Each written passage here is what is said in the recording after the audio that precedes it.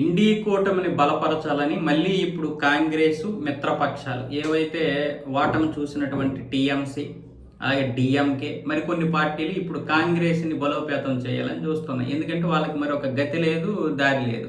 TMC కనుక గెలిస్తే కాంగ్రెస్ని కనీసం అటువైపు కూడా చూడదు. సోనియా గాంధీని కనీసం పలకరించడం పక్కన పెట్టండి, సోనియా గాంధీ గురించి పశ్చిమ బెంగాల్లో కూడా మాట్లాడదాం. ఈ డిఎంకే కావచ్చు, వీళ్ళు కావచ్చు. అంతెందుకు డిఎంకే కూడా మీరు ఎంతమంది గెలిచినా సరే మీకు అసలు క్యాబినెట్లోకి మంత్రి పదవిని ఇచ్చేది లేదని చెప్పేసి అప్పుడే డిఎంకే. అలాంటి వాళ్ళు ఇప్పుడు మళ్ళీ బీజేపీకి వ్యతిరేకంగా ఇండీ కూటమిని బలపరచాలంటున్నారంటే ఓటమి ఇచ్చినటువంటి ఇది వాళ్ళకి. సో కాంగ్రెస్ తప్ప మరొక దిక్కు లేదు. అయితే ఇప్పుడు కాంగ్రెస్ సిపిఎం నేత పినరన్ విజయన్, మాజీ సీఎం ఉన్నాడు కదా, 10 సంవత్సరాల పాటు వరుసగా పనిచేసినటువంటి పినరన్ విజయన్ని మేము కౌగులించుకోలేము, ఎందుకంటే వచ్చినటువంటి రాజకీయ విభేదాల కారణంగానే రాహుల్ గాంధీ మొన్న అన్నాడు.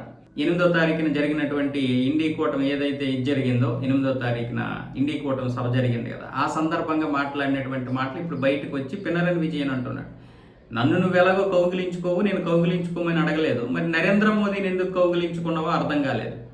పార్లమెంట్ సాక్షిగా నరేంద్ర మోదీని కౌగిలించుకున్నావు, సరే నువ్వు ఎవరినైనా కౌగిలించుకో, కానీ దాని ఉద్దేశం ఏంటి, దాని వెనకున్నటువంటి రాజకీయ ఉద్దేశం ఏంటో చెప్పాలి కదా అన్న విధంగా పినరన్ విజయన్ ప్రశ్నిస్తున్నాడు. మరి నరేంద్ర మోదీని ఎందుకు కౌగిలించుకున్నావు? ఇండీ కూటమి బలహీనపడడానికి ప్రధానమైనటువంటి బలహీనుడు నువ్వే. మీ కాంగ్రెస్ వాళ్ళు అనుసరిస్తున్నటువంటి విధానాలే ఇండీ కూటమి వచ్చేసి బలహీనపడింది. దానికి ప్రధాన కారణం మీరు కాబట్టి మీరు అన్వేషించండి సమస్యలు ఏంటనేది. ఈ విధంగా పార్టీతో సమన్వయం అవ్వడానికి వచ్చినటువంటి పార్టీ నేతలతోటి మీరు ఈ విధంగా ఉంటే రేపు యూనిటీ ఏ విధంగా సాధిస్తాం? ఈడీకి సపోర్ట్ చేస్తున్నది బీజేపీతో పాటు రాహుల్ గాంధీ కూడా. అంటే ఆయన పార్టీ ఏవైతే ఉన్న ఇండీ కూటమిలో ఉన్నటువంటి పార్టీలు, కాంగ్రెస్ కి వ్యతిరేకంగా మాట్లాడినటువంటి పార్టీలన్నింటి మీద కూడా ఈడీ దాడులు చేసినప్పుడు వాళ్ళకి సపోర్ట్ చేసింది రాహుల్ గాంధీ కూడా. చాలా మంది బీజేపీ అంటాం, సరే బీజేపీ ఉన్న విధానాలు పక్కన పెట్టండి, రాహుల్ గాంధీ సపోర్ట్ చేశాడుగా, ఆ విధానం మానుకోవాలి. నీ సొంత పార్టీలని, అంటే నిన్ను నమ్ముకొని వచ్చినటువంటి నీతో కూటమిగా ఉన్నటువంటి పార్టీల వారి మీదే నువ్వు ఈడీ దాడులు చేస్తే వ్యతిరేకించకపోగా దాడులు చేయాలని చెప్తున్నావంటే మరి నిన్ను ఎలా నమ్ముతాం? ఆ విధంగా ప్రశ్నిస్తున్నారు పినరన్ విజయన్ గారు.